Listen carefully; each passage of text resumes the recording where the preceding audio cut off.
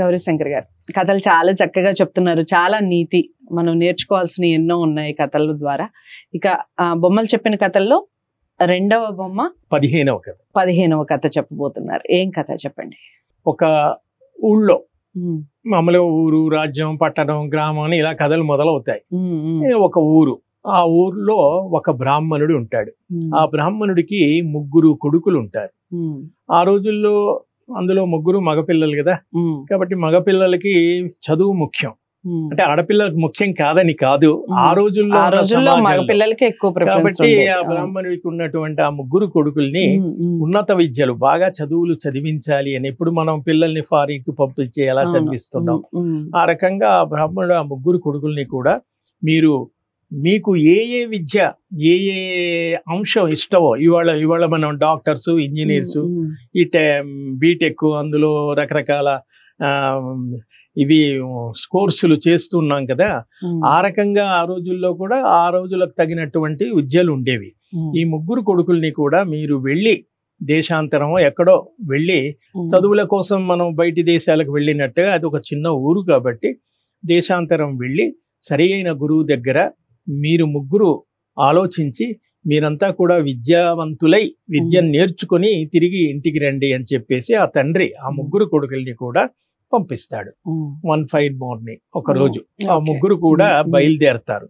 బయలుదేరి ప్రయాణం చేస్తూ ఒక ప్రదేశానికి చేరతారు. ఒక ప్రదేశానికి చేరి ఆ ప్రదేశం 4 రోడ్ల కూడలి, ఒక జంక్షన్ అనుకోవచ్చు. ఆ 4 రోడ్ల కూడలి దగ్గర ఆ 3 అన్నదమ్ములు నిలబడి, అప్పుడు నువ్వు ఈ పక్క వెళ్ళు, నువ్వు ఈ పక్క వెళ్ళు, నేను ఈ పక్క వెళ్తా, 3 దారుల్లో నుంచి వెళ్ళి నీకు తెలిసిన గురువు దగ్గరికి వెళ్ళి అక్కడ ఎవరు మంచి గురువు చూసుకొని నీకు ఏది ఇష్టమో ఆ విద్యను నేర్చుకో అని అలా 3 కూడా కూడబలుకొని 3 వైపులా వెళ్ళిపోతారు. వెళ్ళిపోయి వాళ్ళు వెళ్లే ముందు ఒక ఒప్పందం చేసుకుంటారు.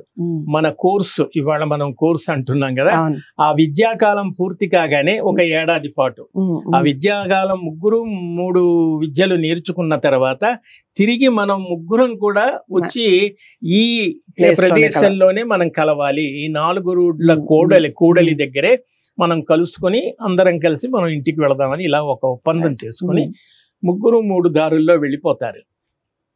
తర్వాత వెళ్ళి అక్కడ వాళ్ళు ఎవరిని కలుస్తారో ఏదో విద్య నేర్చుకుంటారు. ఏడాది కాలం గడిచిపోతుంది.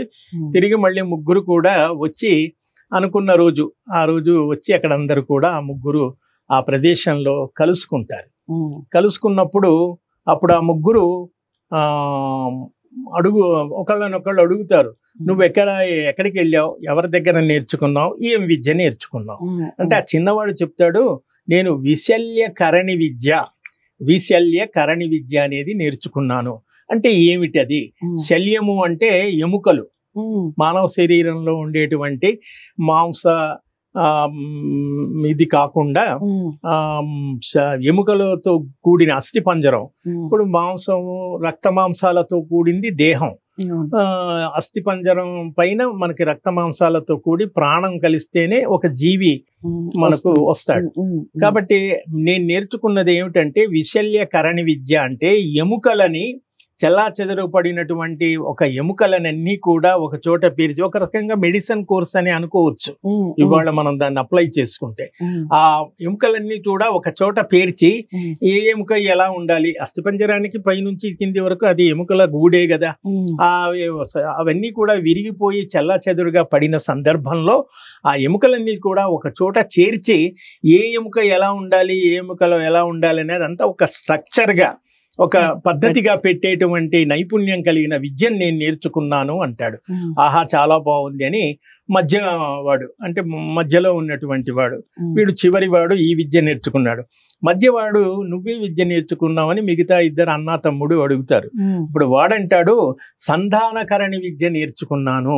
సంధానము అంటే కలపటం, అంటే వీడు విశల్య అంటే శల్యము అంటే ఎముకలు, విశల్య అంటే చల్లాచెదరైన ఎముకల్ని కలిపేటువంటి విద్య. వాడు సంధాన విద్య అంటే అటువంటి ఎముకలు కలిపినటువంటి ఆ ఎముకల గూడులో నేను రక్త మాంసాలను కూర్చేటువంటి విద్యను నేను నేర్చుకున్నాను అంటాడు. ఒక రకమైనటువంటి ఆపరేషన్ ఇప్పుడు మనం అన్ని కూడా ఇవన్నీ కూడా చేస్తున్నాం కదా, ఏంటి ప్లాస్టిక్ సర్జరీ అలాంటివి. అటువంటి విద్య నేను నేర్చుకున్నాను అంటాడు. ఓహో చాలా బాగుంది, ఒక మెట్టు పై విద్యను నేర్చుకున్నామని ఇద్దరు తమ్ముళ్ళు పెద్దవాడిని అన్నని అడుగుతారు, అన్నయ్య నువ్వే విద్య నేర్చుకున్నావంటే వాడు సంజీవనీకరణ విద్య నేర్చుకున్నాను అన్నాడు. అసలైనది ఇది.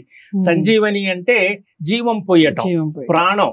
అసలు ప్రాణం ఉంటేనే కదా దేహం, లేకపోతే అది శవం ఉంటుంది.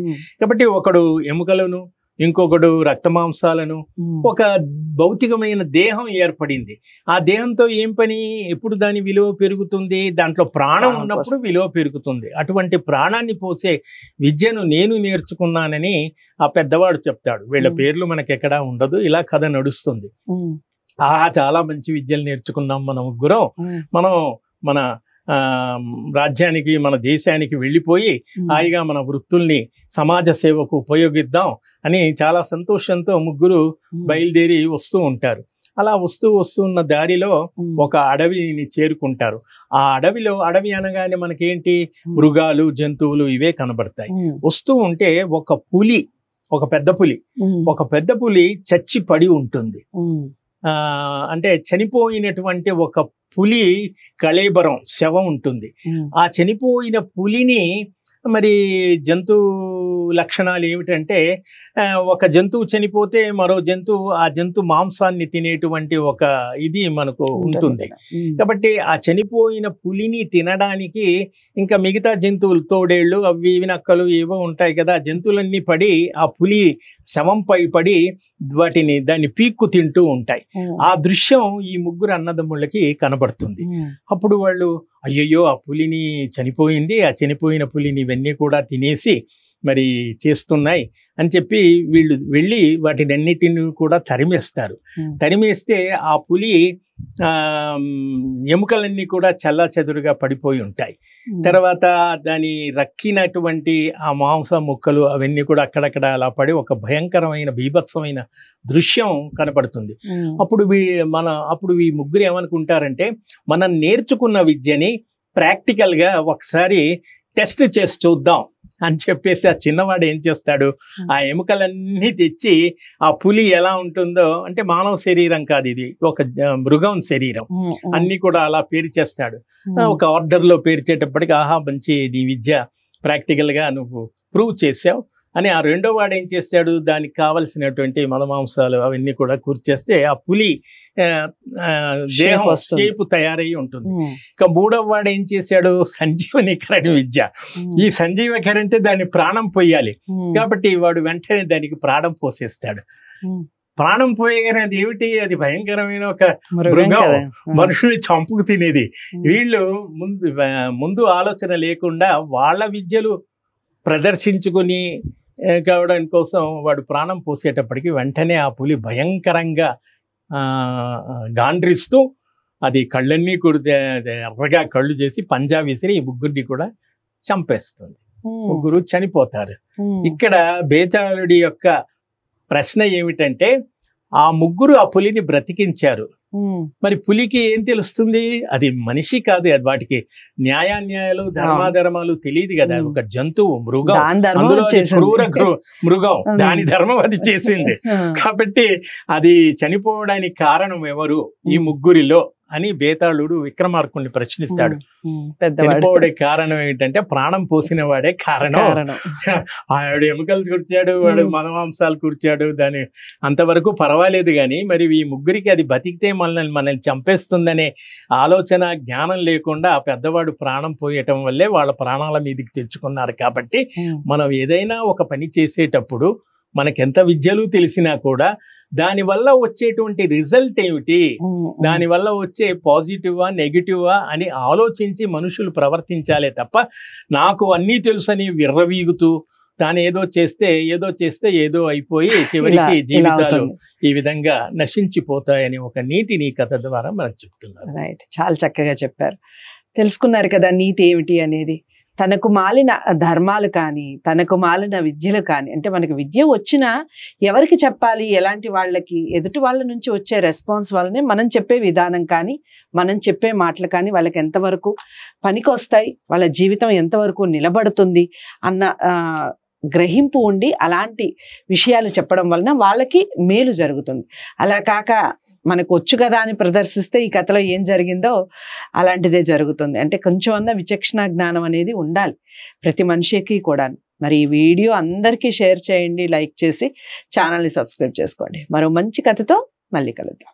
నమస్తే.